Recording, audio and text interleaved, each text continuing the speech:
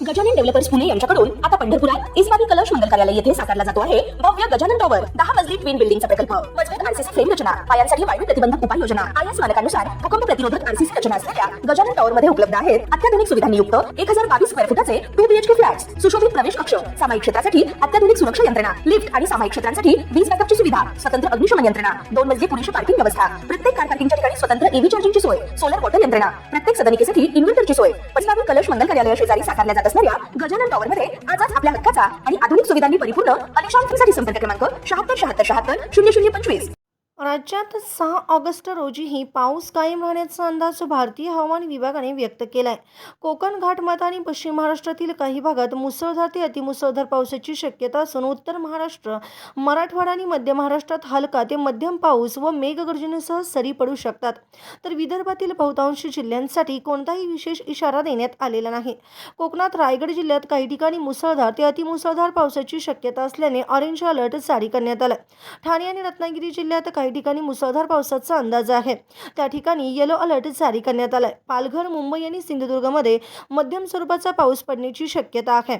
उत्तर महाराष्ट्रात धुळे, नंदुरबार, जळगाव, नाशिक आणि अहिल्यानगर जिल्ह्यात हलका ते मध्यम पाऊस व काही ठिकाणी मेघगर्जनेसह सरी पडू शकतात।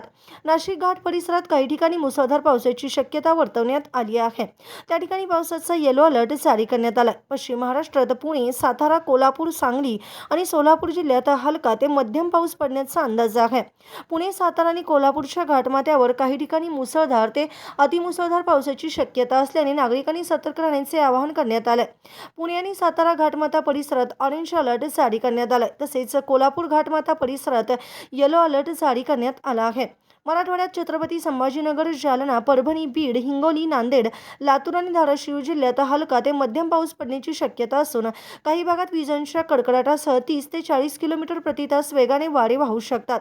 या भागात कुठलाही अलर्ट जारी करण्यात आलेला नाही। विदर्भातील अकोला, अमरावती, बुलढाणा, नागपूर, वर्धा, यवतमाळ, चंद्रपूर, गडचिरोली, गोंदिया आणि भंडारा जिल्ह्यांसाठी कोणताही विशेष हवामान इशारा जारी करण्यात आलेला नाही। मात्र स्थानिक पातळीवर हलक्या सरींची शक्यता नाकारता येत नाही। हवामान विभागाने मुसळधार पाऊस आणि मेघगर्जनेच्या पार्श्वभूमीवर नागरिकांनी तसेच शेतकऱ्यांनी आवश्यक खबरदारी घेण्याचे आवाहन केले आहे।